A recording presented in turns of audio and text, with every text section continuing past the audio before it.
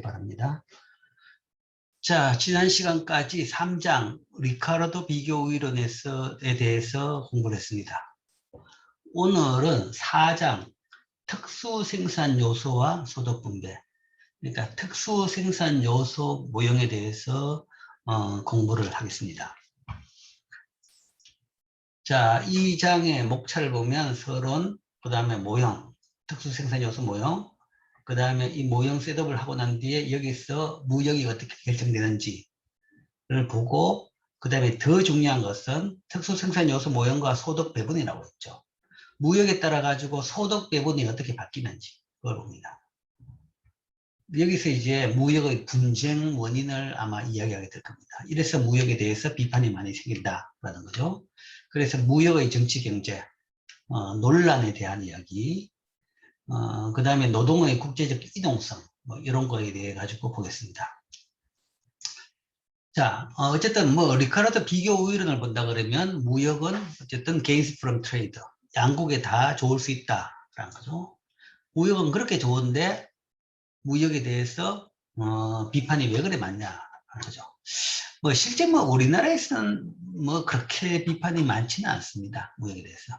미국 이야기한다 그러면 이 저자가 미국 사람이기 때문에 미국에서는 무역에 대해 가지고 또는 수입제에 대해 가지고 비판하는 보이스가 굉장히 시끄럽습니다. 많고 그런 게 있다는 거죠.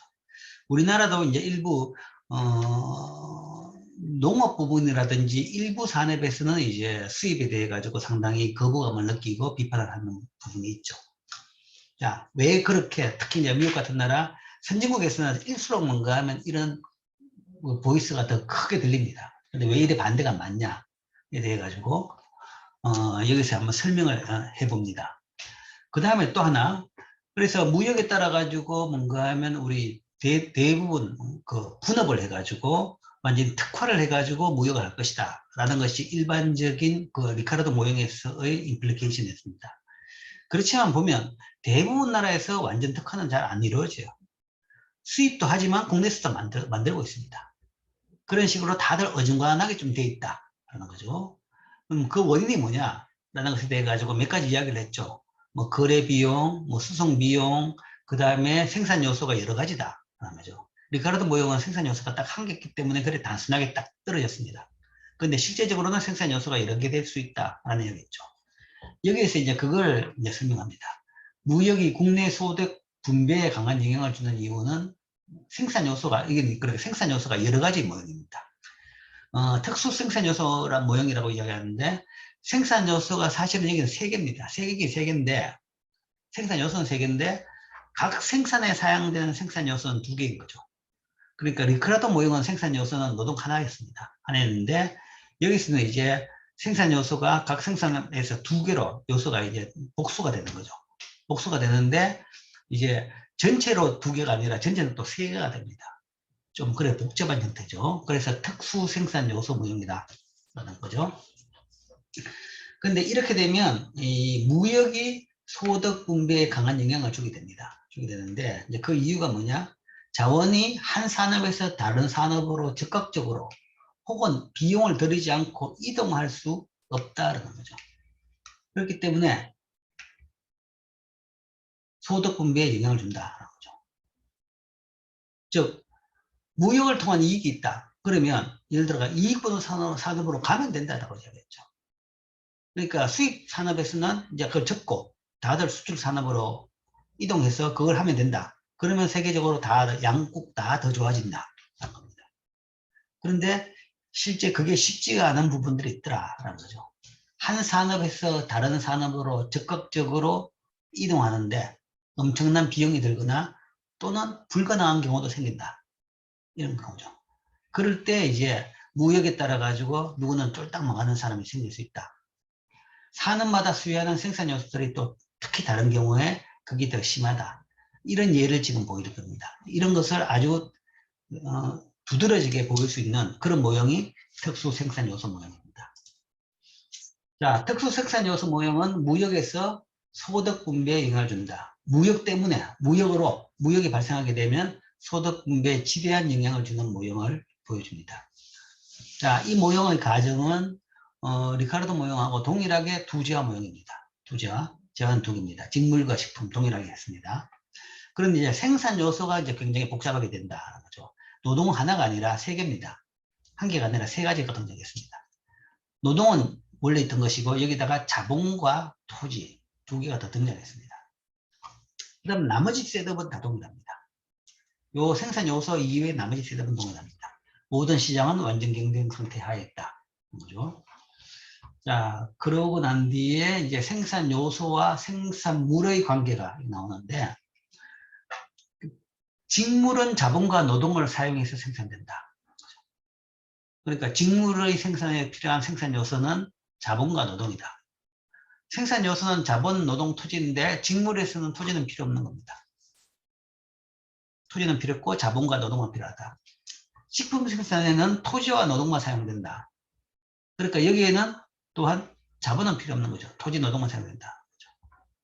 이렇게 세 생산 요소가 있는데 그렇기 때문에 각각 생산에는 두 개씩 요소가 필요합니다. 노동은 둘 다 쓰고 자본과 노동은 특수 생산 요소인 거죠. 그렇기 때문에 자본은 직물에서만 사용되는 생산 요소고 식품은 토지는 식품에서만 사용되는 생산 요소다. 그러니까 농업이죠. 그죠? 농업에서는 그냥 뭐 토지하고 노동으로 그냥 농업하는 것 같고 직물은 그냥 뭐 이 자본, 직물이라는 것은 이제 옷을 봉제라고 생각하면 되는 거죠. 그러니까 재봉틀과 그 다음에 노동 이 가지고만 옷을 만드는 것이다. 뭐 이렇게 보면 되는 거죠. 뭐 물론 공장 스페이스가 필요하지만 그건 아주 좁은 땅만 있으면 되니까 그게 무시할 수 있다. 그러니까 토지는 필요 없다라고 보는 셈이죠. 자 이렇게 보면 자 이렇게 해가지고 이게 특수 생산 요소. 그러니까 공통 생산 요소는 노동이고 자본과 노동은 각 산업별, 각 상품별로 특수적인 생산 요소다. 그런 모형 셋업이 되죠. 노동은 산업가에 이동할 수 있는 이동 가능 생산 요소다. 공통 생산 요소니까 당연히 이동 가능한 거죠. 두 군데 다 쓸 수 있으니까. 그러나 토지와 자본은 한재와의 생산에만 사용되는 특수 생산 요소죠. 그러니까 당연히 이동도 불가능할 겁니다. 그 재화 내에서만 있는 것이고 그 재화 생산 내에서만 있는 것이고 그 재화 생산을 안 한다고 해가지고 다른 재화 생산에 이 요소들이 이동할 수 있는 건 아니다 라는 거죠. 그러면 이제 독특한 성격을 가집니다. 이게 그거죠. 아까 이야기한 대로 생산의 예를 들어 가지고 수입제가 됐다. 그런 경우에 거기서 생산을 안 하고 수출제 쪽으로 생산을 이동하면 되지 않느냐라는 건데 이 생산 요소는 그쪽으로 이동을 못하는 겁니다. 그런 생산 요소를 여기서 이제 정리하는 거죠. 그럼 경제는 각 재화를 얼마나 생산하는가 이런 경우에는 뭐 직물 생산 함수는 주어진 자본과 노동으로 생산할 수 있는 직물량으로 결정된다. 그래서 일반적인 그냥 생산 함수를 가정합니다. 생산 함수를 뭐 F라기보다는 여기는 양 Q로 했습니다. QC는 직물 같은 경우 커터를 이제 직물로 이니셜 커터는 사용했고 클로딩으로 해가지고 C를 썼고 여기다가 이 투입 요소는 자본과 노동. 여기서 클로딩은 노동에 투입되는 그 클로딩에 투입되는 노동의 양 이렇게 되겠죠. 노동량과 자본량의 투입에 따라 가지고 이 클로딩의 양이 생산됩니다. 그래서 이 생산 요소를 이렇게 정의할 수 있죠. 자본 밑에는 클로딩이라는 그 아래 첨자를 안 붙이는 이유는 자본은 여기서만 사용되죠. 그렇기 때문에 뭐 전체에 있는 부존 전체 자본량이 다 클로딩 산업에 들어갑니다. 그래서 굳이 이거는 다르게 식별할 필요가 없죠. 여기서 QC는 생산된 직물량, 그 다음에 K는 자본, 그 나라에 있는 전체 부존 자본량, 그 다음에 LC는 직물 산업의 클로딩에 투입됐던 고용량이 되죠. 직물이고, 그 다음에 푸드는, 식품은 뭐 동일한 생산 함수입니다. 동일하게 이렇게 정의되고, 투입 요소가 다르죠. T, 여기는 토지가 들어가기 때문에 토지를 T라고 이니셜로 했고, T는 토지, 전체 부존 토지량, 토지 공급량이고, T고, 그 다음에 노동, 푸드 산업에 투입된 노동량을 LF라고 했습니다. 그래서 여기 집어넣어가지고 생산하면서 나오는 생산량 QF. 이게 식품의 생산량이다. 라고 정의를 합시다. 그래서 둘 다 이렇게 생산 함수를 정의하고 난 뒤에, 두 생산 함수로서의 생산 가능 곡선, 생산 가능선을 우리가 그래프로 한번 그려봅시다. 생산 가능성, 생산 가능 곡선은 노동이 한 산업에서 다른 산업으로 이동할 때 그 경제의 생산물 구성은 어떻게 변하는가라는 거죠. 실제 이제 이런 식으로 뭔가 하면 이동할 수 있는 생산 요소가 있을 경우에 생산 가능 곡선이 그려집니다. 두 생산 요소가 다 이동 불가능하다 그러면 생산 가능 곡선은 아니죠. 그냥 생산 가능 점이 하나만 나오는 겁니다. 나오는 건데, 이제 이동할 수 있는 생산 가능 그 생산 요소가 있다 그러면 그 이동량에 따라 가지고 두 양이 어떻게 바뀌는지 그 관계를 나타내는 것이 생산 가능 곡선이죠. 노동이 식품 산업에서 식물 산업으로 이동할 때 식품 생산량은 감소하고 반면 식품 생산은 증가한다. 자, 그림을 봅시다. 생산 가능 곡선을 그리기 전에 일단 생산 함수부터 먼저 그려보면, 아까 조금 전에 본 그 생산 함수를 식으로 이렇게 나타냈죠. 클로딩, 직물 부분의 생산 함수를 이렇게 식으로 나타냈는데, 이것을 그림으로 그린다 그러면 생산 함수는 수평축이 투입 요소로 보죠. 투입 요소. 물론 투입 요소는 K, LC 둘 다 그릴 수 있습니다. 그런데 여기서 K에 대한 투입 요소에 대한 이 생산 함수는 의미가 없죠. 그냥 전량 다 투입해가 생산량 한 점만 나옵니다. 그렇게 의미가 없고, 여기서 이제 의미가 있는 생산 함수는 투입 노동량은 이제 다 바뀌죠. 0부터 시작해가지고 전체 총량까지 바뀌죠. 거기에 따라 생산량이 어떻게 바뀌는지 그것을 여기다 그릴 수 있습니다.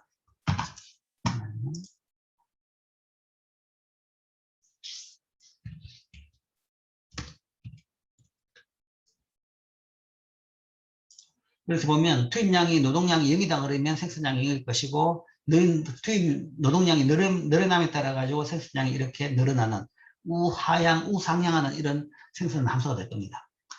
직선이냐 위로 올라가느냐, 그거는 이제 상식적으로 생각하면 되죠. 직선이라 그러면 우리가 CRS란 거죠. CRS고, 그 다음에 이거는 이제 직선이라기보다는 뭔가 하면 이런 식으로 우하향하는 형태, 그 우상향하지만 이게 위로 올라가는 형태가 될 겁니다. 왜냐하면 또 다른 생산 요소 양이 고정이 되기 때문에 그렇습니다. 고정이 됩니다. 이게 직선으로 딱 된다 그러면 그거는 CRS 생산합수죠. 규모의 불변보수 생산합수입니다. 규모의 불변보수가 발생하는 것은 대부분 투입 요소가 동일한 비율로 늘어나는 겁니다. 늘어나게 되면 거기에 따라 가지고 물론 이제 그것도 디크리징도 하고 디미니식도 있고 아니면 인크리징도 있긴 있지만 CRS가 가능합니다. 가능하지만 투입 요소가 똑같은 비율로 늘어나면 여기에는 늘어나 봐야 투입 요소 한 개만 늘어납니다. 늘어나기 때문에 당연히 이 한 개의 생산성은 체감할 수밖에 없죠. 그렇기 때문에 이런 생산함수에서는 생산함수 형태가 이렇게 된다는 겁니다. 위쪽이 볼록한, 그러니까 한 개의 생산물 체감 법칙이 작동하는 생산함수가 이렇게 나오게 됩니다.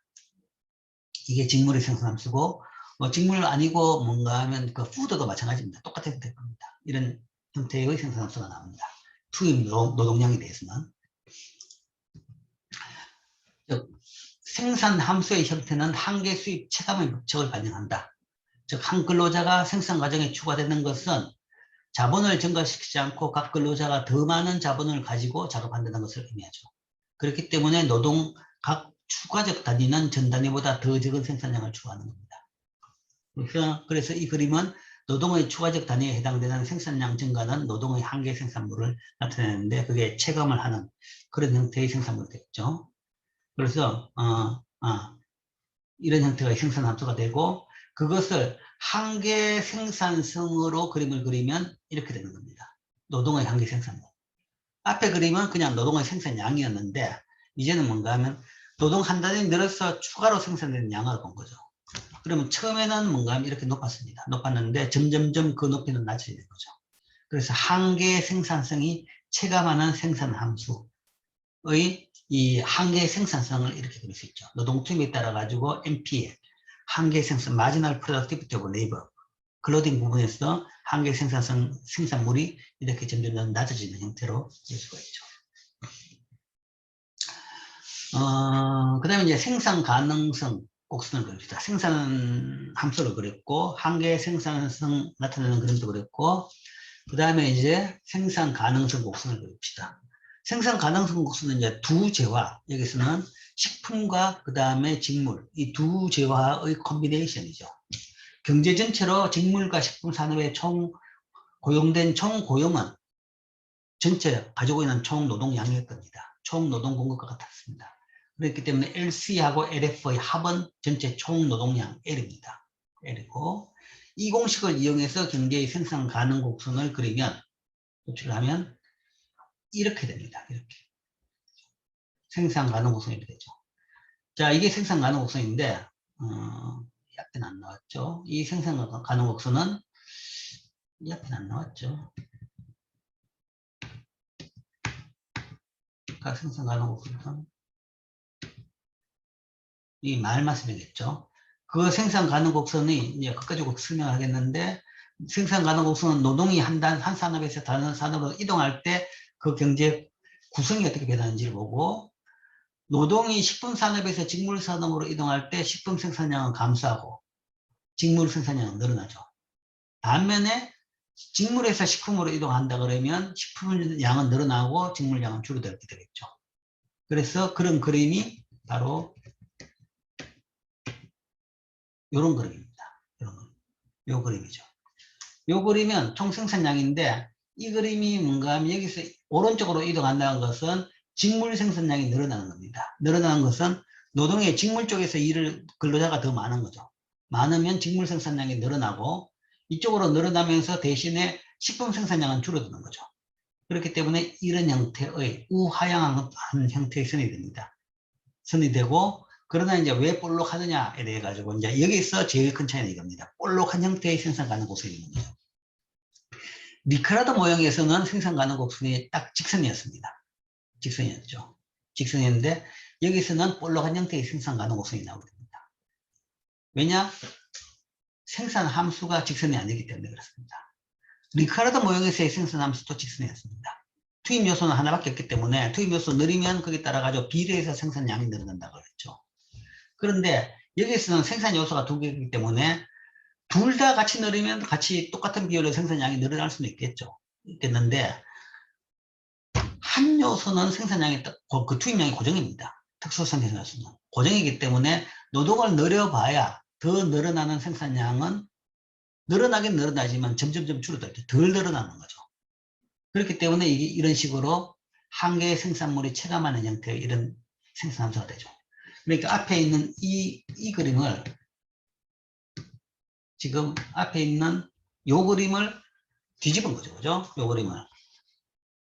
그림을 요 수직축으로 해가지고 뒤집어 가지고 거울에 딱 보여줘 가지고 그린 것이 그 2사 부분에 있는 그림이고 밑으로 이렇게 딱 뒤집어가 그린 것이 4사 부분에 있는 생산함수입니다. 그러니까 이 생산함수를 미러링 해가지고 그걸로 반사를 시켜가지고 왼쪽으로 반사시킨 그림이 이 그림이고 그 다음에 이 아래쪽 축을 수평축으로 해가지고 반사시켜가 밑으로 그린 그림이 바로 이 직물 생산함수 그림이 되는 거죠. 그래서 두 생산함수를 이렇게 해가지고 이렇게 됐고 그 다음에 그래서 이 생산함수는 그렇게 나온 걸로 이해할 수 있을 것이고 그 다음에 그러니까 요거는 생산 가능 곡선이고 요 부분은 금방 이야기했던 부존 자원 노동량입니다.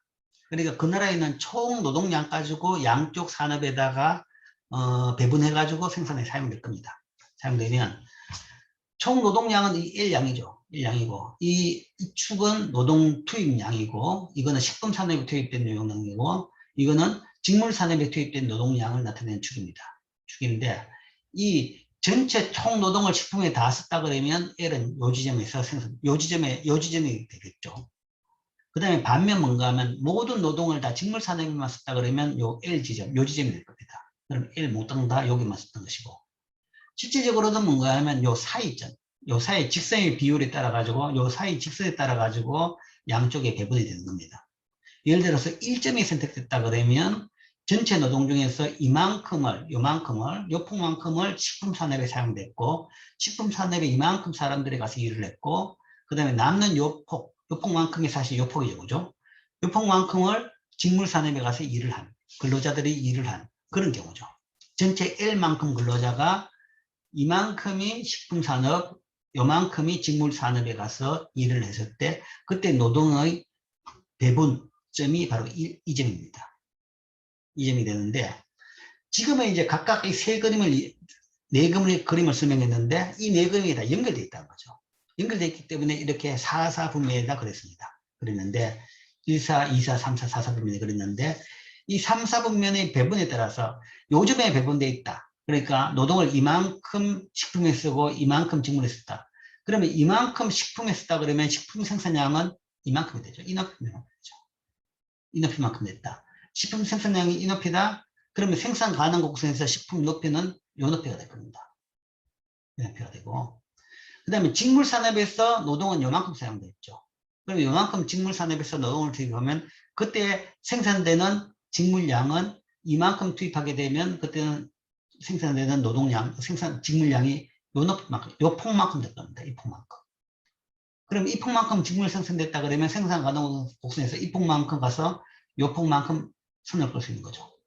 그래서 요 지점이, 요 1대시 지점이, 1대시 지점이라는 것은 1만큼 양쪽의 산업의 노동이 배분됐을 경우에 양 산업에 생산되는 양의 컨비네이션, 점이라는 거죠. 그래서 이 1점을 찍을 수 있는 겁니다. 요 1점만큼 배분이 됐다. 양쪽에 노동이 가 있다. 그러면 그때 생산되는 점을 생산되는 양 콤비네이션 점이 1대시점으로 찍을 수 있고 그 다음에 같은 요령으로 뭐 예를 들어서 노동을 양산업의 절반씩 썼다. 절반씩 사람들이 가서 일했다.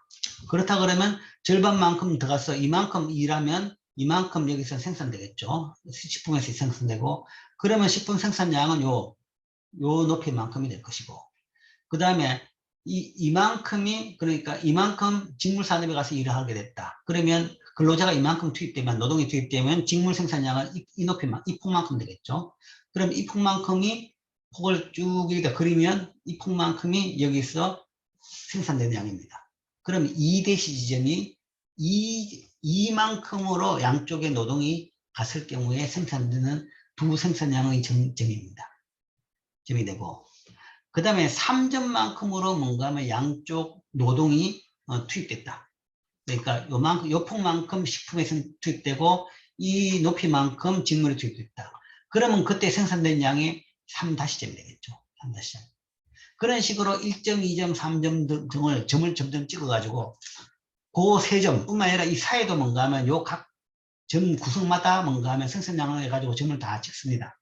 찍어가지고 그 점들을 연결시키면 이런 식으로 생산함수가 나온다는 거죠. 생산 가능 곡선이 나온다는 거죠. 이런 식으로. 이런 식으로 볼록한 생산 가능 곡선이 나옵니다.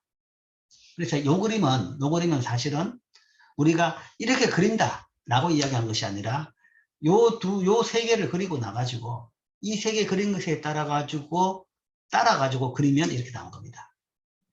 별개로 서로 그렸다가는 이게 매치가 안 됩니다. 그리보면 이렇게 매치가 안 되죠. 매치가 안 되고 이 세 개를 그리고 이 세 개는 자유롭게 그리면 됩니다.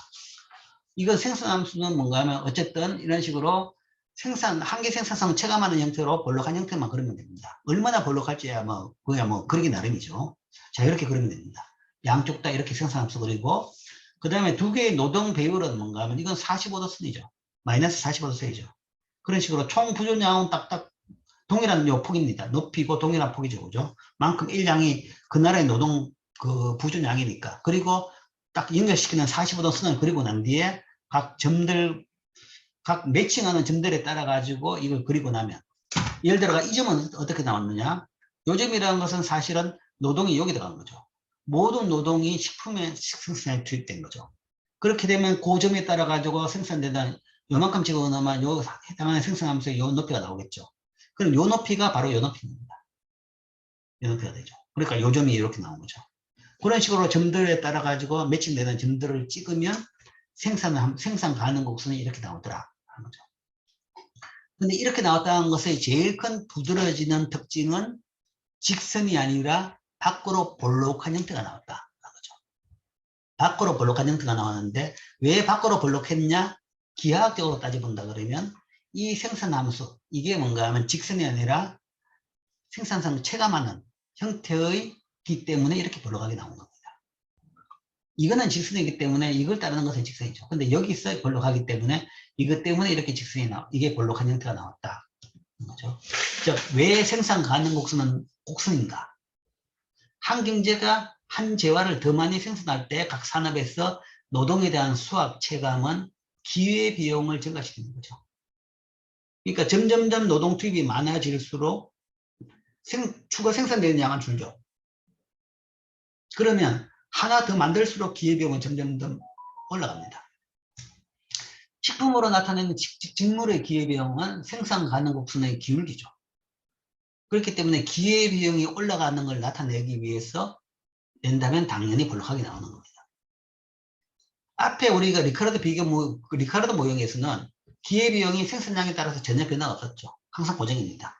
그리고 그 기회비용은 A, 그러니까 그 생산량에 따라서 변하지 않는 노동 투입, 그러니까 생산 요소 투입량, 투입 시간이죠. 그죠? 그거의 양 기술 비율에 따라서 고정되었습니다. 고정됐는데, 이거는 이제 그게 고정이 안 된다는 이야기죠. A가 고정이 안 되고 A가 변하는 셈입니다.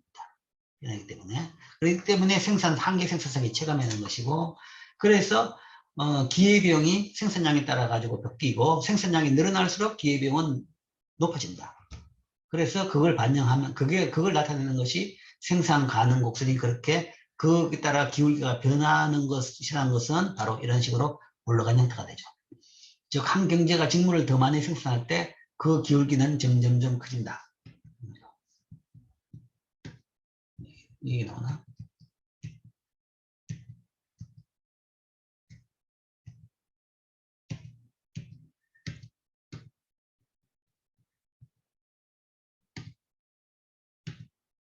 저 뒤에 나오기 때문에 여기까지 일단 설명하죠. 그 이야기는 이게 직물 생산량이죠.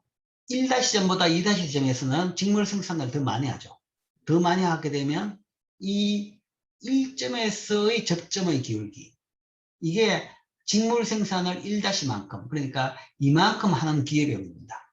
기회비용인데 이거보다 직물 생산을 더 늘리면 기회비용이 더 늘어난다라는 것은 2-점에서의 접점의 기울기는 1-점에서의 접점의 기울기보다 더 가파르게 되는 거죠.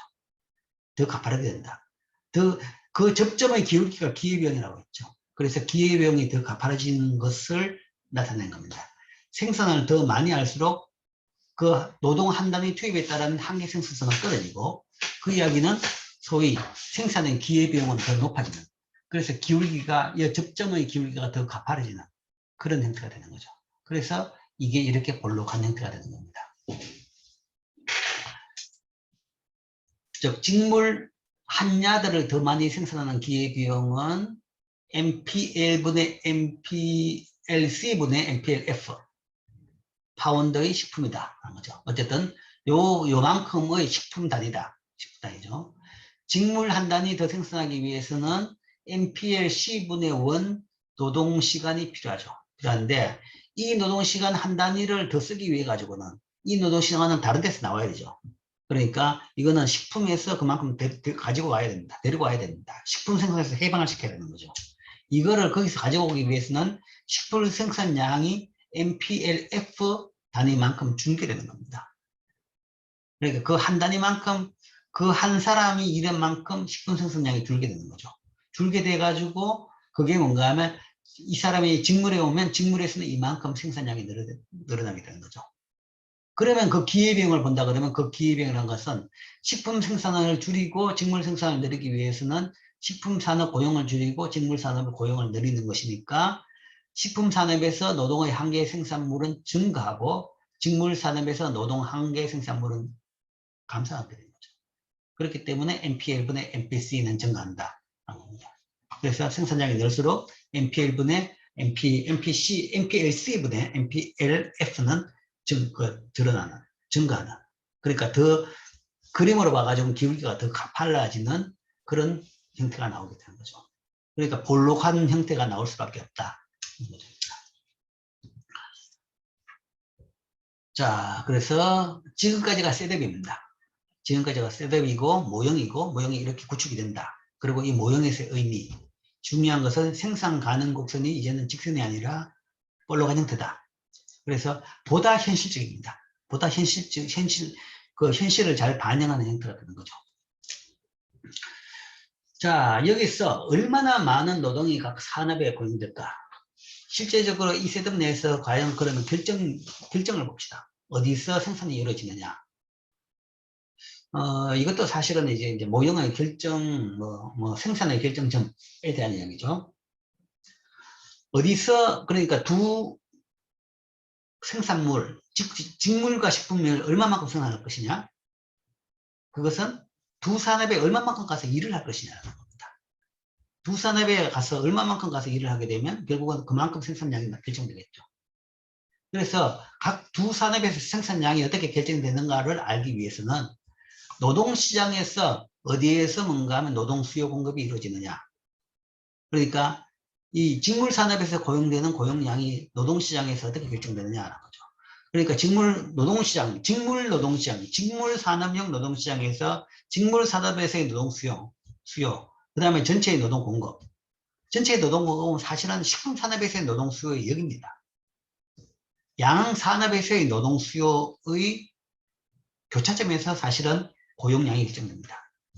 즉 노동에 대한 수요는 각 산업에서 고용자들은 추가적인 한 시간으로 생산된 가치가 그 시간 동안 한 근로자를 고용하는 한계 비용과 같은 점까지 노동을 고용함으로써 이용을 극대화할 수 있다. 즉 노동의 수요와 공급에 따라서 결정된다라고 하는데, 일단 노동의 수요에 대한 이야기를 보면 노동의 수요와 공급이 일치하는 데서 사실은 노동시장 균형이 이루어지고 거기서 각 산업의 고용량이 결정될 겁니다. 그럼 그걸 알기 위해서 먼저 노동의 수요에 대해 봅시다. 각 산업별로 노동을 얼마만큼 수요하느냐라는 것은 결국은 그 산업의 노동의 생산성에 따라서 결정됩니다. 생산성보다 임금을 더 적게 준다 그러면 계속 고용을 늘립니다. 생산성보다 임금이 많다 그러면 고용을 줄이는 거죠. 결국은 어디까지 고용하냐 그러면 임금이 생산성과 같을 때까지입니다. 여기서는 어쨌든 그 생산성만큼 다 임금으로 다 주는 거죠. 다 주기 때문에 결국은 임금하고 생산성이 같을 때 그렇게 고용이 결정되는 거죠. 그 이야기는 수요 곡선 자체가 이렇게 된다는 이야기죠. 이게 MPL 곱하기 PC, 이게 생산성이죠. 한계 생산성이죠. 노동의 생산성인데 생산되는 양이고 여기다가 PC를 곱하면 가격인 겁니다. PC가 뭔가 하면 클로딩 가격이죠. 가격을 곱하면 이게 한계 생산성을 노동의 양으로 나타내는 어떤 가격이 되는 거죠. 이걸 왜 PC를 곱해야 되느냐? 결국은 임금하고 비교하기 위해서 임금도 어떤 액수가 되는 거죠. 돈 액수가 되는 거죠. 그러니까 여기서 원이라든지 달러라든지 돈 액수가 되는 거죠. 그래서 그 가격으로 같은 단위로 만들기 위해 가지고 PC를 곱한 겁니다. 그래서 MPL 곱하기 PC, 이게 한계 생산성의 노동 한 단위 투입했을 때 한계 생산성의, 그러니까 그 한계 생산성이고 그 다음에 오른쪽은 노동 한 단위 투입했을 때 비용입니다. 한 단위 더 고용하기 위해 가지고는 월급을 줘야 되는 거죠. 임금을 주죠. 시급이죠. 그죠? 여기서는 시급의 비용입니다. 투입의 아웃풋이고 투입의 비용이죠. 이게 두 개가 같아질 때까지 고용한다는 이야기입니다. 고용의 가장 기본 원리는. 그리고 왼쪽이 크면 고용은 계속 더 느립니다. 왼쪽이 크면. 그러니까 비용보다는 더 생산성이 높죠. 그렇다 그러면 그런 기업은 계속 고용을 늘리겠죠. 반면에 왼편이 적다 그러면 고용을 줄일 겁니다. 그리고 이 MPL은 노동량에 따라 가지고 변하는 겁니다. PC하고 W는 투입된 노동량이 변함에 따라 가지고 변하지 않는 그냥 고정값이죠. 값이지만 MPLC는 변하죠. 변한 것은 아까 생산한소에서 봤죠. 생산한소 다음에 나온 것이 한계 생산성 값이죠. 그 그래프가 뭔가 하면 이런 식으로 우하향하도록 이렇게 돼 있죠. 노동 투입량이 늘수록 한계 생산성은 점점 줄어듭니다. 줄어들기 때문에 이게 예를 들어서 W보다 이게 더 크다 그러면 노동 투입을 느린다 그랬죠. 느린다 그러면 느릴수록 점점점 이건 점점 줄어듭니다. 점점 줄어들게 되죠. 줄어들게 돼가지고 어느 순간에는 더 이상 W보다 안 크게 되겠죠. 그래서 여기 때는 노동 투입을 느리면서 뭔가 하면 이게 떨어지죠. 떨어져가지고 어디까지 느리냐 그러면 W하고 같아질 때까지 노동 투입을 느리는 거죠. 반대로 이게 뭔가 하면 W보다 적다 그러면 그때는 소위 임금만큼 뭔가 하면 생산성이 안 나오는 거죠. 그렇다 그러면 노동을 줄여야 되는 겁니다. 노동을 줄이면, 투입 노동을 줄이면 NPL이 늘어나는 거죠. 생산성이, 그 그래프에서 NPL 그리면서 왼쪽으로 가는 겁니다. 그러면 생산성이 높아져가지고 이게 점점 높아지죠. 높아지는데, 그럼 어디까지 노동을 줄이냐 그러면 이게 점점 높아져가지고 이게 W하고 같아질 때까지 노동을 줄이는 거죠. 그러면 같아지면 이제 더 이상 줄일 필요가 없죠. 그래서 결국은 어디에서 결정하느냐? 노동의 고용량은 요게 같아지는 점에서 결정한다. 그렇기 때문에 이 시기 뭔가 하면 노동 수요 곡선이다라는 이야기입니다. 이 시기. 이 시기에서 사실은 L이 보이지가 않죠. L이 보이지 않고 NPL로만 보이는데 요 NPL이라는 복잡한 생산 교환 식이 있습니다. 요 식 속에 뭔가 하면 L이라는 값이 들어있습니다. 요 식 속에 들어있는 L이라는 값과 그 다음에 W, 이게 임금이죠. 이거 두 개의 관계가 노동 수요 곡선입니다. 그래서 임금이 더 늘어나면 요 L이 얼마나, 임금이 더 늘어나면 L이 얼마나 줄어들 것이냐, 임금이 줄어들면 L이 얼마나 늘어날 것이냐, 그 관계가 노동 수요 곡선이죠. 임금은 직물산업에서 노동의 한계 생산물과 같다. 그래서 이건 직물산업으로 이야기했고, 뭐 식품산업으로 이야기하더라도 정확하게 동일한 이야기죠. 그래서 동일한 게 이런 식으로 NPL과 임금이 같아지는, 그러니까 이런 NPL의 가치, 가격을 곱했을 때 가치죠. 가치하고 임금이 같아지는 것이 양 산업에서의 각각의 노동 수요 곡선입니다. 자, 그래서 이 수요 곡선을 보면 이렇게죠. 이게 노동 수요 곡선인데, 이게 C가 이제 클로딩 산업에서의 노동 수요 곡선입니다. 노동 수요 곡선인데, 이 W가 이거하고 같다는 것이 노동 수요 곡선이라고 얘기했죠. 그럼 그거를 이 수평축은 노동량입니다. 노동량.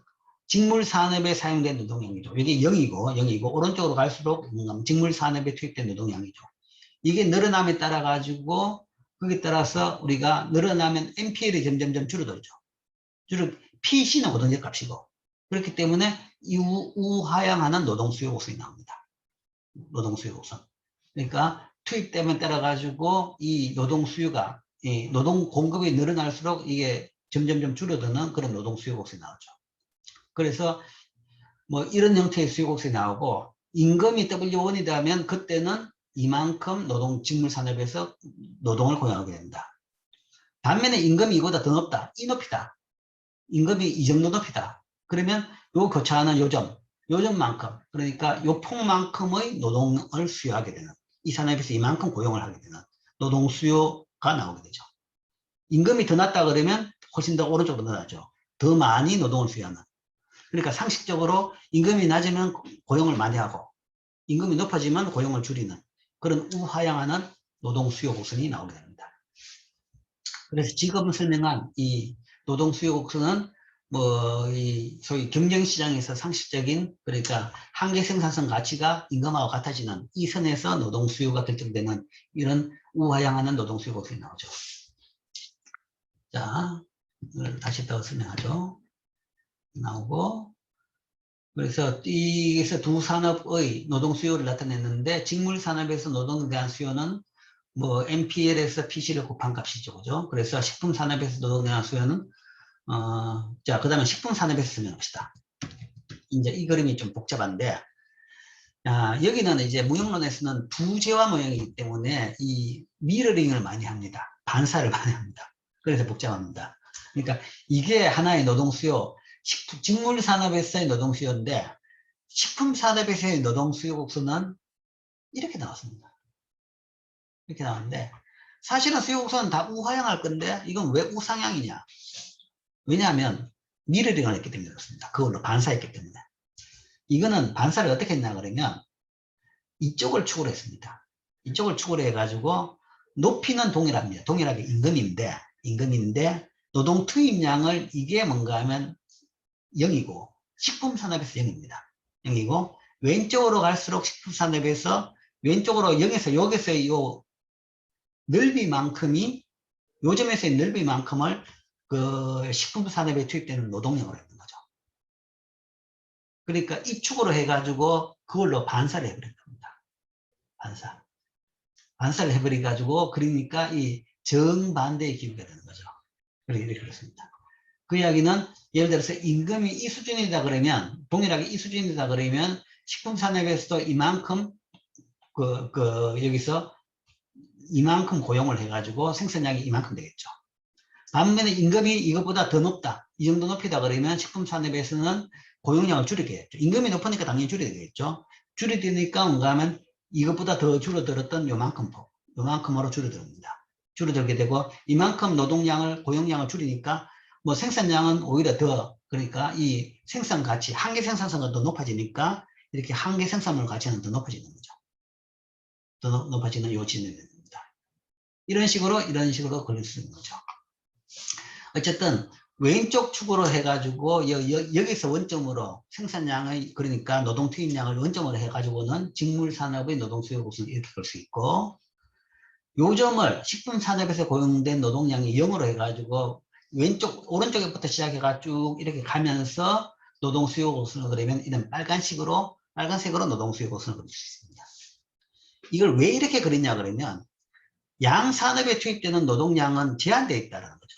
전체 노동량은, 노동시간은 그 나라에서 일정하죠. 그 일정량 가지고 양산업에서 나눕니다. 그래서 양산업이 나누어지는 것을 보기 위해서 그런 겁니다. 그래서 사실은 이 폭은, 양쪽 원점의 폭은 합은 L인 거죠. 이 넓이 자체가 L, 그러니까 총 노동 공급입니다. 총 노동 공급. 그 나라에 있는 전체 근로자 숫자, 아니면 일하는 시간의 숫자입니다. 숫자고, 총 노동 공급량이고, 이게 이 내에서, 총량 내에서 뭔가 하면 두 산업에 나눠 가지게 될 겁니다. 두 산업에서 뭔가 하면 각각 어느 정도 나누는데, 그럼 어떻게 나누느냐? 그러니까 이거는 이제 아주 기발한 그래프가 되는 것이, 노동 공급 곡선이 필요 없이 노동 수요 곡선 두 개 가지고 노동 시장 균형을 찾는 겁니다. 여기는 노동 공급 곡선이 없어요. 노동 공급은 딱 고정되어 있습니다. L도 딱 고정되어 있죠. 그러니까 우리가 뭐 노동시장 균형이라 그러면 공급과 수요의 균형이다 라고 생각하겠지만, 여기서는 재미있게 뭔가 하면 양산업의 노동 수요 곡선 가지고 그냥 딱 그립니다.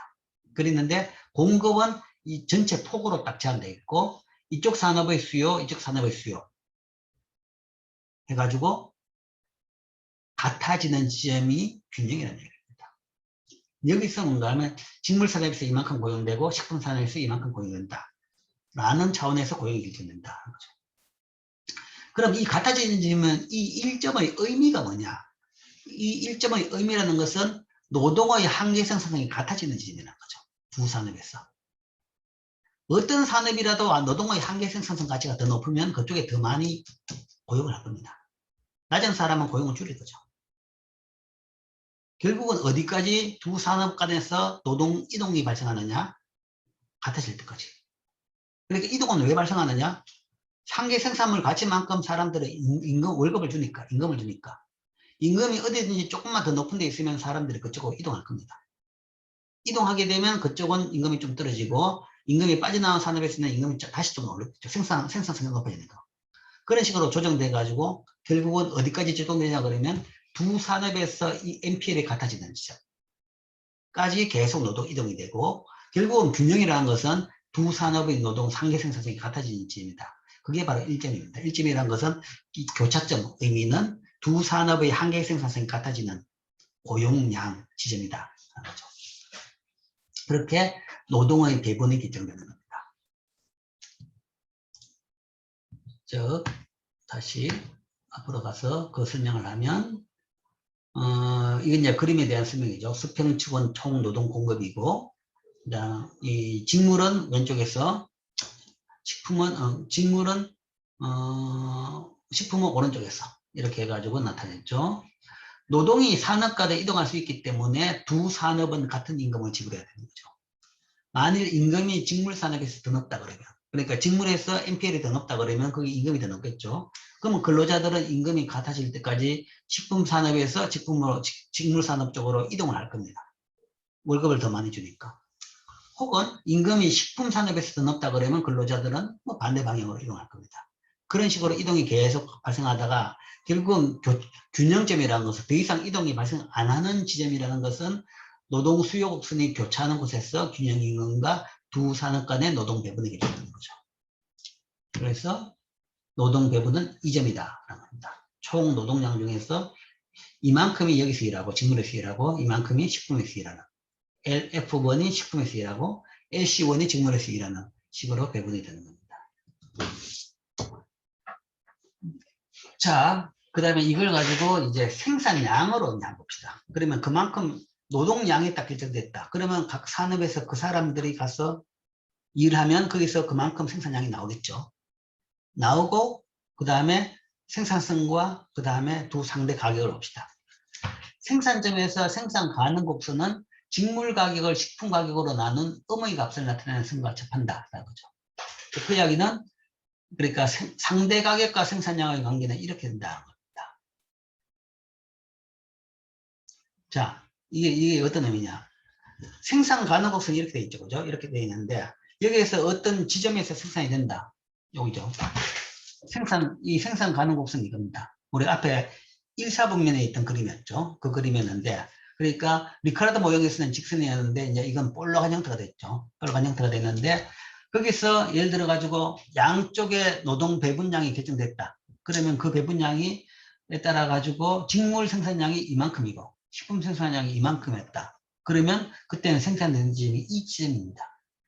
이 지점인데, 이 지점에서의 접선의 기울기, 이 지점에서의 접선의 기울기가 바로 상대 가격입니다. 자, 여기서 이제 뭘 하자? 가격의 결정원입니다. 두 상대 가격, PC하고 PF가 어떻게 결정되느냐? PC하고 PF는 이 점에서의 기울기입니다. 접선의 기울기입니다. 기울기고, 그 다음에 접선의 기울기가 그렇고, 그 다음에 그러면 이 점에서의 접선의 기울기, 원래 이 함수, 생산 가능 곡선에서의 이것의 이 점의 의미가 뭐냐? 접선의 기울기는 뭐냐? 그러면 양 생산성의 비율입니다. MPL의 비율이라는 거죠. 노동 생산성의 비율인 겁니다. 노동 생산성. 이 생산 가능 곡선의 각 점에서의 의미는 둘 다 뭔가 하면 MPL의 비율인 겁니다. MPL의 비율. 그렇기 때문에 그렇죠. 이게 MPL의 비율이죠. MPL의 비율. 결국은 두 상대 가격은 MPL의 비율을 결정된다. 하는 거죠. 두 상대 가격은 MPL의 비율을 결정된다. 그러니까 이 상대 가격은 여기서 이 점의 접점의 기울기라는 것은 이게 바로 MPL의 비율이다. 가격은 생산성에 따라 결정된다라는 겁니다. 자, 이거는 이게 펀더멘탈이죠. 또 굳이 나눈다고 그러면 고전학파적인 이론이 생기죠. 모든 가격이 그렇다는 겁니다. 가격이 물건의 가격이 돼 가지고 물건의 가격은 예를 들어서 뭘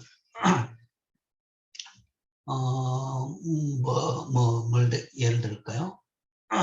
농산품은 조금 이야기하고 가격 변동이 심한 것이 농산품인데 어떤 것의 가격이 갑자기 많이 올랐다. 가격이 많이 올랐다. 예를 들어 가지고 최근에 올 초에 대파 가격이 많이 올랐다. 왜? 대파 가격이 올랐다. 왜 올랐냐? 공급이 줄어서 올라온 겁니다. 수요는 그대로 있는데 날씨가 안 좋아가지고 공급이 줄어가지고 대파 가격이 한 달에 10,000원까지 올랐습니다. 두세 뿌리 해가지고 10,000원 정도까지 올랐죠.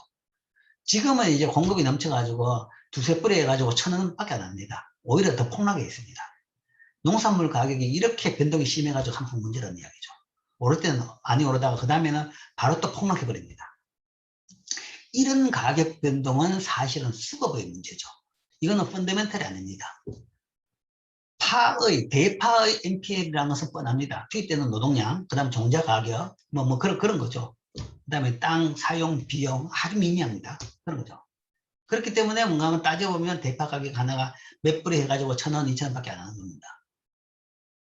그게 바로 이 MPL을 이야기하는 겁니다. 근데 실제로는 뭔가 현실에서는 이 수급의 변화에 따라 가격 변동이 심합니다. 특히 이제 수급이 많이 변하는 것은. 수요는 극단적으로 변하는 건 잘 없습니다. 잘 없지만 대부분 공급 문제죠. 특히 신선식품 같은 경우는 공급 변화가 심합니다.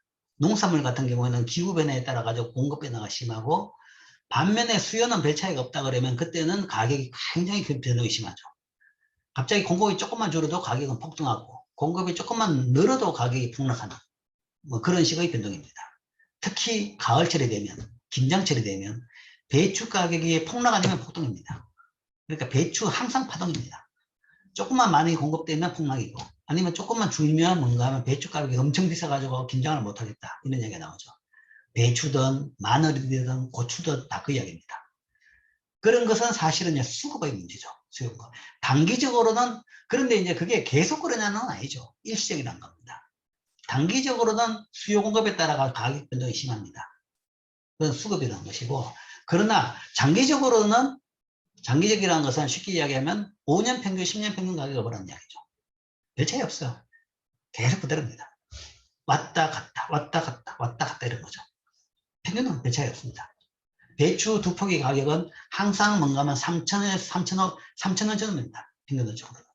비쌀 때는 10,000원까지 갔다가 쌀 때는 뭔가 하면 2,000원, 1,000원까지 내려갑니다. 3,000원 전으로 왔다 갔다 하는 겁니다. 그게 뭔가 하면 평균이 여기서 말하는 MPL이라는 거죠. 평균적인 가격이라는 것은 사실은 실제 생산 비용으로 보면 됩니다. 실제 생산 비용. 이 MPL. 그게 이제 이렇게 됩니다. 그러니까 이 가격이라는 것은 실제 수급에 따라 급변하는 가격이 아니라 장기적인 평균 가격이 셈이죠. 그 가격은 이 기술에 따라 가지고 MPL에 따라 결정된다 라는 이야기입니다. 이게 가장 펀더멘탈한 가격 결정 이름입니다. 자, 여기서 이제 전체 모형 셋업, 그 다음에 생산량이 어떻게 결정되는지, 그 다음에 거기에 따라 가지고 뭔가 하면 노동 배분이 어떻게 되고, 그 다음에 또 가격이 또 어떻게 결정되는지까지 이야기했습니다. 자, 그 다음에는 이제 무역이 발생한다 그러면 이제 여기다 어떤 일이 발생하느냐. 무역이 허용된다. 무역이 발생했다. 그렇게 되면 제일 큰 충격은 가격, 상대 가격이 변동합니다. 수출제 가격은 오르고 수입제 가격은 떨어집니다. 무역이라는 것은 그런 거죠. 수출제 가격은 오르고 수입제 가격은 떨어진다. 수입제 가격이라는 것은 물론 수입제 가격을 다 두드러지게 더 잘 알죠. 왜 수입을 하느냐? 국내에 만들면 비쌌기 때문에 외국에서 수입하는 거죠. 외국에서 왜 수입하느냐? 똑같은 가격에 더 좋은 물건이든 아니면 똑같은 물건 더 싸든 그러니까 수입하는 겁니다. 그 이야기는 기존의 물건의 가격은 떨어진다는 거죠. 수입자 가격은 떨어지고, 반면에 국내에 쓰던 것이 뭔가 외국에다 수출돼 버린다 그러면 국내 공급은 줄기 때문에 수출자 가격은 오르는 거죠. 즉 무역에 따라 가지고는 첫 번째 발생하는 현상은 가격 변동입니다. 그러면 거기에 따라 가지고 노동이 이동하고 생산량이 변하게 되겠죠. 자, 그걸 보는 겁니다. 가격 변화에 따라 가지고 노동 배분과 소득 분배. 여기서 이제 무역에 대한 반대가 왜 나오느냐? 가격 변화에, 무역에 따라 가지고 손해보는 사람들이 생기기 때문에 구조적으로 피할 수 없는 손해를 보는 사람이 생긴다라는 것을 보여주는 겁니다. 즉 가격 변화에 따른 이 모형의 균형 변화입니다. 이 가격 변화라는 것은 사실은 무역으로 인해 가지고 가격이 변화했다. 이제 그걸 보여주는 거죠. 식품 가격과 직물 가격이 변할 때 노동의 배분과 소득은 어떻게 바뀌는가? 자, 두 가지 경우입니다. 두 가지 경우인데, 가격이 같은 비율이 변하는 경우, 둘 다 동일한 가격이 변하는 경우, 이거는 이제 쉽게 이야기하는데 뭐 아무 차이 없어요. 가격이 변화봐야 똑같이 변하는 경우, 그걸 소위 인플레이션인 겁니다. 상대 가격 변화가 아니라 모든 물건 가격이 오르는 게 인플레이션이죠. 그렇다 그러면 뭐 경제 성장, 장기적인 성장세는 악화될지 모르지만 상대적으로 소득 배분은 차이는 없습니다. 똑같습니다. 내가 쓰는 비용이 늘었지만 내가 받는 월급도 같이 늘었고 내가 가는 재산도 같은 비율로 상승하는 겁니다. 그러니까 그건 차이가 없죠. 그런데 이제 문제는 상대 가격이 변하는 겁니다. 두 가격이 동시에 변한 것이 아니라 다른 쪽에 비해서 상대적으로 더 오르거나 내린 경우, 그런 경우는 이제 아주 큰 영향이 아주 큰 변화가 발생합니다. 어쨌든 가격 변화는 두 가지가 있는데 첫 번째를 봅시다. 같은 비율로 변했다. 두 가격이 같은 비율로 변했을 때 실제 변화는 발생하지 않는다. 그죠? 자, 두 가격이 같은 비율로 변했다라는 것의 영향을 어떻게 보느냐? 앞에 봤던 이 노동 수요, 이걸로 그냥 보는 겁니다. 노동, 양산업의 수요 곡선을 보는 거죠. 양산업의 수요 곡선으로 이 영향을 우리를 체크해 봅시다. 앞에서 봤던 양산업의 소득수는 이런 식으로 세안은 디귿자 형태죠. 그죠? 이게 전체 노동량이고, 이쪽이 수직축이 임금이고, 동일한 임금이고, 이게 오른쪽으로 가면서 직물에 사용된 노동량, 왼쪽으로 가면서 식품에 사용된 노동량이죠. 그리고 노동 수요곡선이 이 직물 쪽의 수요곡선이 이렇게 됐고, 식품 쪽의 노동 수요곡선이 이렇게 됐죠. 그래서 1이라는 균형이 있었습니다. 자, 이게 이까지가 원래 앞에서 설명했던 그림이고, 여기에 두 산업 다 직물과 식품 가격이 다 동일한 비율로 상승했다. 그렇게 되면 여기서 어떤 변화가 생기느냐. 그렇게 되면 둘 다 이 수요곡선이 동일한 높이로 위로 이동합니다. 왜냐하면 먼저 직물을 봅시다. 직물 수요곡선 식이 이거죠. 식이 이건데 요 식 안에 PC가 들어가 있습니다. PC가 클로딩 가격이죠. 클로딩 가격이 올랐다는 얘기입니다. 클로딩 가격이 10% 올랐다 그러면 여기다 MPLC에다가 그건데 요게 10% 올랐으면 요것만큼 요 비율만큼 올라갈 겁니다. 뭐 이 그림은 더블 올랐다. 이게 더블 올랐다 그러면 여기서 요 높이만큼 여기 위로 올라가게 되는 거죠. 모든 지점에서. 여기서는 그러니까 더블 올랐으면 낮은 지점이니까 요만큼 올라간 거고 여기는 굉장히 높죠. 그죠? 이 점은 높죠. 그죠? 그러면 이 더블이 요 높이만큼 다시 위로 오니까 이만큼 올라간 겁니다. 그러니까 이 패러럴하게 이동하는 것이 아니라 전체 뭔가 하면 이 로테이션 비슷하게 이렇게 이동하죠. 어쨌든 높이가 똑같이 원점에서의 높이가 똑같은 비율을 이렇게 위로 이동하는 어쨌든 이게 노동 수요 곡선이 위로 이동한다. 가격이 오르게 되면 당연히 노동 수요 곡선이 위로 이동합니다. 위로 이동하죠. 이동하고 가격이 오르게 되면 당연히 거기서 MPL 가치가 높아지니까 MPL은 차이가 없을지 몰라도 MPL에다가 가격을 곱한 가치는 높아집니다. 그러니까 임금은 높아지는 거죠. 높아지니까 일단 근로자들에 대한 그 노동 수요는 높아지죠. 그래서 그걸 반영한 노동 수요 곡선이 이렇게 되는 것이고 동일하게 식품에서도 원래 노동 수요 곡선이 여기였는데 여기에 이 속에 PF 그러니까 푸드 가격이 있는 겁니다. 푸드 가격이 동일하게 배로 더블로 됐다. 그렇다 그러면 뭔가 여기서도 같은 높이만큼 위로 올라가는 것이고 이것도 이만큼 높이만큼 위로 이렇게 올라가는 거죠. 그렇게 되면 이렇게 되는 겁니다. 자, 그렇게 그림을 그렸다. 그러면 그림을 그리면 어떻게 될 것이냐? 그림을 잘 그려야 되는데 뭐 잘못 그리면 이상하게 나올지 몰라도 그런 식으로 잘 맞춰서 그렸다 그러면 그 새로운 균형점은 1하고 똑같은 대가 될 거라는 거죠. 그러니까 위로는 올라가죠. 당연히 위로 올라가는데 그 위로 올라간 것이 정확하게 동일한 비율로 위로 올라간 겁니다. 요 높이 더블, 요 높이만큼 위로 올라간 거죠. 양쪽 그래프에서 다 똑같은 높이만큼 올라갔던 거죠. 올라가는 요 지점이 새로운 균형입니다. 이 균형이라는 것은 당연히 임금은 그만큼 동일한 비율로 올랐을 겁니다. 올랐는데 두 배분, 이거는 차이가 없다라는 겁니다. 차이가 없다. 여기서는 10%라고 이야기했는데 그림에서는 10%가 아니죠. 그림 본다 그러면 100%입니다. 더블로 높이가 높아졌죠. 어쨌든 100% 양쪽이 올랐다 그러면 동일하게 임금도 100% 오르는 겁니다. 그러니까 가격이 10% 올랐다, 물건 가격이 10% 올랐다. 그러면 거기에 따라가 임금도 똑같이 10% 오릅니다. 오르지만 상대적인 배분은 변화가 없다는 거죠. 두 산업에서 사용된 노동량은 차이가 없다. 그래서 이 점이 되는 거죠. 즉 PC만 오를 경우에 노동은 아니죠. 그러니까 이거는 이거죠. 두 가격이 같은 비율로 변할 때 실제 변화는 일어나지 않는다. 임금이 같은 비율로 변하지만 실질 임금은 영향을 받지 않는다. 재화에 대한 임금의 비율, 재화에 대한 임금의 비율인 실질 임금은 변하지 않는 겁니다. 그러니까 받는 양으로, 그러니까 재화 양으로 나타내는 임금은 차이가 없습니다. 거기다가 가격을 곱한 가치로 나타내는 임금은 차이가 있을지 몰라도 실제 재화 양, 그게 이 클로딩 양으로 할지 푸드 양으로 할지 모르겠지만 그 양은 차이가 없을 것이다. 또한 그렇기 때문에 생산에서 전혀 차이가 발생하지 않는다. 그렇다 그러면 뭐 각 요소를 가지고 있던 소유자들도 소득의 차이가 없다. 자본 소유자와 지주들도 실질 소득에 또한 차이가 없이 똑같다라는 겁니다. 자, 여기에 이제 생산 요소가 3개가 있기 때문에 생산 요소가 하나가 있으면 근로자만 생각했는데 노동의 소득만 따졌는데 여기는 또한 당연히 자본이라는 생산일 수도 있고 땅이라는 생산일 수도 있었죠. 그렇기 때문에 이 자본 소유자, 땅 소유자, 지주들의 소득 분배도 봐야 됩니다.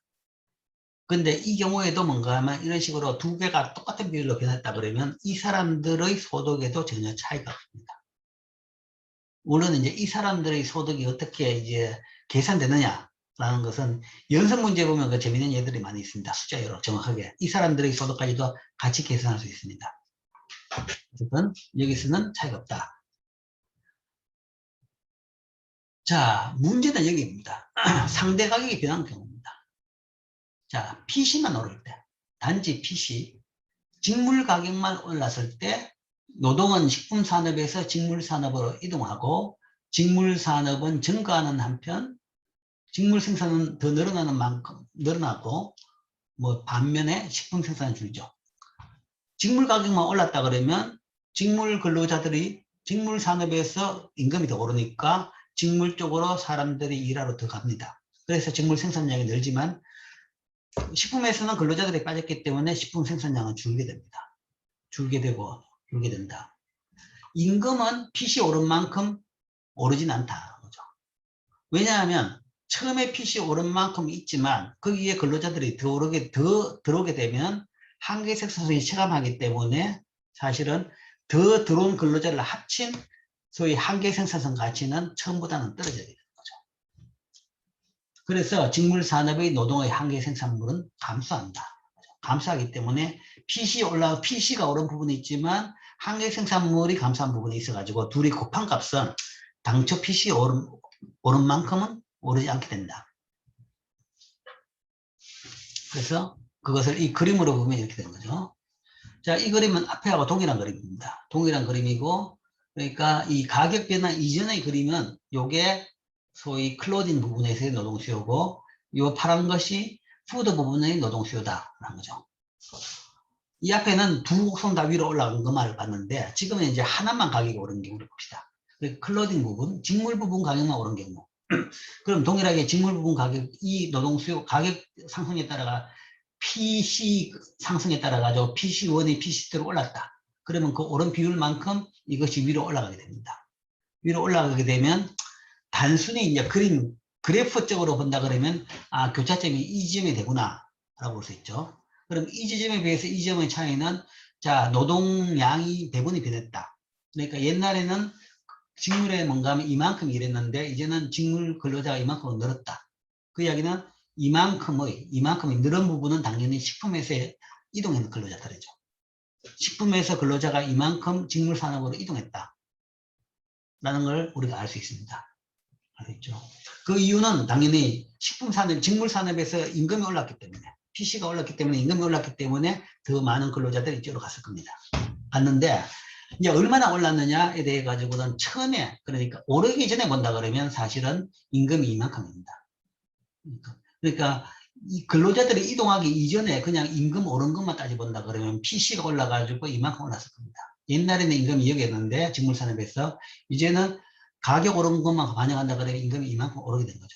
이만큼 올랐는데 근로자들이 점점 오면서 뭔가 하면 생산 지점이 점점점 오른쪽으로 이동합니다. 한계 생산성이 떨어진 거죠. 더 많은 사람들이 일하게 되면 한계 생산성이 떨어지죠. 떨어지면서 어디까지 떨어지냐 그러면 결국 여기까지 떨어지는 거죠. 그래서 옛날에는 PC 오른 걸 그대로 반영하면 임금이 이럴 건데 거기에 더 들어오는 근로자, 이만큼의 근로자가 더 들어옴으로써 생산성이 떨어진. 그러니까 사실은 떨어진 게 요 높이만큼으로 요 폭만큼 떨어진 거죠. 떨어졌기 때문에 그걸 반영해 가지고는 실제 임금 오르는 것은 이만큼 있는 거죠. 2점이 되는 겁니다. 그 이야기는 1보다 높았죠. 1보다 높았지만 처음부터 가격 상승 이전보다 높았지만 가격 상승 당장 반영한 이 임금보다는 더 떨어진 것이 되죠. 그리고 그 떨어진 요인은 생산이 늘기 때문에 한계 생산성이 낮아졌기 때문에 그렇다.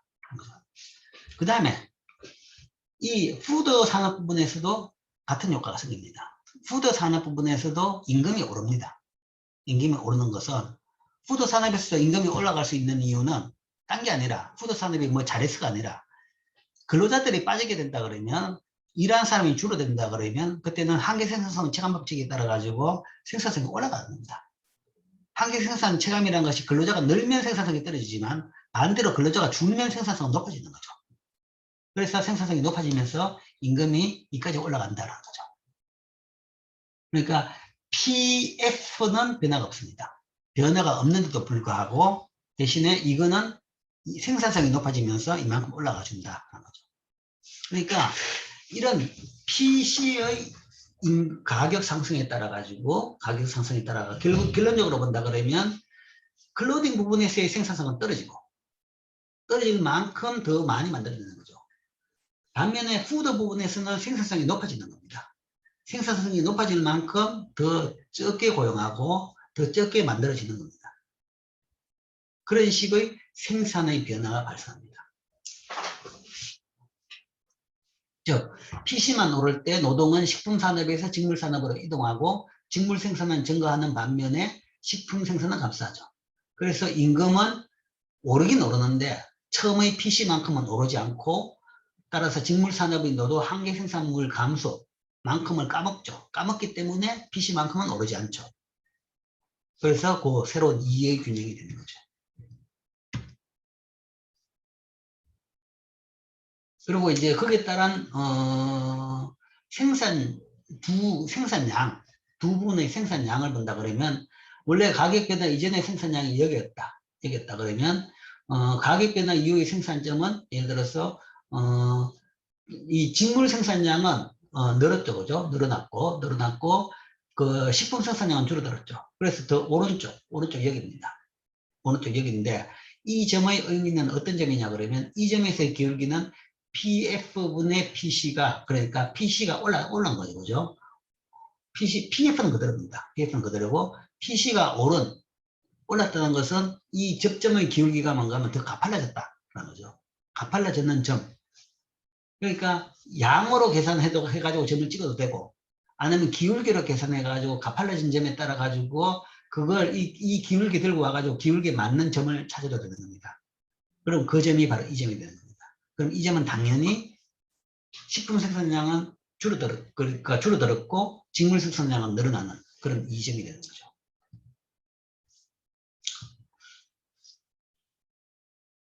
자, 그렇게 해서 우리가 이제 직물 가격, 그러니까 두 재화 가격이 아니라 한 재화 가격, 아니면 뭐 더 일반화시키면 상대 가격이 변한 경우에 두 생산에 어떻게 변화가 발생하고 두 임금이 어떻게 다시 변하는지